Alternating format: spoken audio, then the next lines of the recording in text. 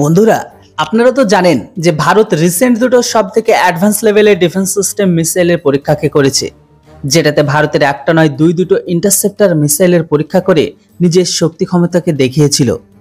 আর এই পরীক্ষার পরে চীন আর পাকিস্তানকে একটা মেসেজ পাঠানো হয় যে আপনাদের দুটো দেশের মিসাইল ভারতের খেলাফ এতটার কার্যকারিতা প্রমাণিত হবে না যতটা আপনাদের দেশের মিডিয়া গোটা বিশ্বের সামনে বলে। দেখুন বন্ধুরা, ভারতের এই ব্যাপারটির উপর রেগে গিয়ে পাকিস্তান একটি তাদের মিসাইলের পরীক্ষা আয়োজন করে। তারা শুধু মিসাইলের পরীক্ষাকে আয়োজনই করেনি, বরং তার সফল পরীক্ষাকেও করে। এরপরে তারা একটি ভারতকে মেসেজ দেয় যে আমরা ভারতের কোনো রকম মিসাইল ডিফেন্স সিস্টেমকে ভয় পাই না, আর আমাদের এই মিসাইল ভারতের এডিস সিস্টেমকে ব্রেক করে ভারতের ভেতরে গিয়ে হামলা করবে। হ্যাঁ বন্ধুরা, এই কনফিডেন্স পাকিস্তানের। পাকিস্তান তাদের নতুন মিসাইলকে টেস্টকে নিয়ে দেখিয়েছে তারা ভারতের উপর। তো বন্ধুরা, কোন মিসাইল পরীক্ষা করে পাকিস্তান ভারতকে এমন টাইপের কনফিডেন্স দেখাচ্ছে, চলুন আজকের এই ভিডিওটিতে বিস্তারিত জানাবো আপনাদের। তার আগে ছোট্ট রিকোয়েস্ট যে ভিডিও আর ইনফরমেশন ভালো লাগলে অবশ্যই চ্যানেলটিকে সাবস্ক্রাইব করুন। তো বন্ধুরা, পাকিস্তান যে মিসাইলকে নিয়ে তারা এতটা ডিঙ্গা মারছে ভারতের কাছে, সেটির নাম হচ্ছে গজনবি। গজনবি একটি শর্ট রেঞ্জ ব্যালিস্টিক মিসাইল, যেটিকে 1990 দশকে বানানো হয়। তবে এটা পাকিস্তানের নয়, বরং এটি চীনের। এটা সম্পূর্ণ পাকিস্তানি নয়, এটা চীনের মিসাইল, যেটিকে তারা 1990 দশকে কিনেছিল তাদের কাছে থেকে। আসলে বন্ধুরা, এই মিসাইলটির নাম ছিল DF-11।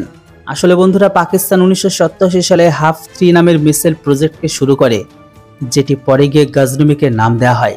কিন্তু সেই মুহূর্তে টেকনোলজি প্রবলেমের জন্য 1988 সালে এই প্রজেক্ট থেমে যায়। তারপরে পাকিস্তান চীনের থেকে DF-11 মিসাইলকে কেনে। এটি ছিল চীনের শর্ট রেঞ্জ ব্যালিস্টিক মিসাইল। সেই মুহূর্তে চীন এই মিসাইলের সাথে কিছু টেকনোলজিকেও ট্রান্সফার করে তাদের কাছে। তারপরে পাকিস্তান এই মিসাইলটির নাম DF-11 থেকে সরিয়ে সোজাসুজি গজনবি রাখে। আর এখন এই মিসাইলের টেস্ট করে পাকিস্তান। যদিও গজনবির রেঞ্জ মাত্র 300 কিলোমিটার, আর এটি নিউক্লিয়ার হামলা করতে সক্ষম। আপনারা এর তুলনা সরাসরি ভারতের প্রলয়ের সাথে করতে পারেন, কিন্তু ভারতের প্রলয় এর থেকেও বড় আর এর থেকে বেশি ওয়ারহেডকে বহন করতে সক্ষম, সাথে এর থেকে একটু বেশি অ্যাডভান্স লেভেলের টেকনোলজি যুক্ত আছে। আর এখন পাকিস্তান এই মিসাইল দিয়ে ভারতের AD-1 সিস্টেমকে ব্রেক করার স্বপ্ন দেখেছে, যেখানে এডিস সিস্টেম এই মিসাইলের থেকে 2 গুণ বেশি গতিতে চলা মিসাইলকে ধ্বংস করার জন্য ডিজাইন করা হয়েছে। ভারত পাকিস্তানের গজনবিকে থামানোর জন্য ভারতের হাতে থাকা প্রদ্যুম, বারাকাইট, আকাশ আর S-400 এয়ার ডিফেন্স সিস্টেম তো আছেই। এটিকে ভারত তখনই ব্যবহার করা হবে যখন ভারতের উপর ইন্টারকন্টিনেন্টাল ব্যালিস্টিক মিসাইল ফায়ার করবে কেউ।